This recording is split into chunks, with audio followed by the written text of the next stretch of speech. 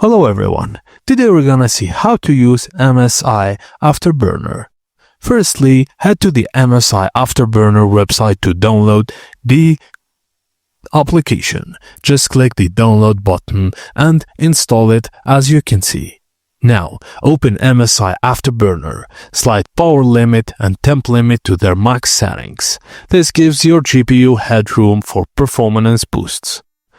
You can also increase core clock by 20 or 30 MHz at a time. Just click apply checkmark after each adjustment. Test system stability with Combooster after each change. You can also use built-in monitoring graph or enable the on-screen display. Monitor core clock, temperature, GPU usage, and fan speeds. Once you're happy with your settings, save them to one of the numbered profile slots. Toggle the Windows startup icon if you want to see these settings to apply automatically at boot. And that's it guys. Thank you for watching and please don't forget to like and subscribe for more.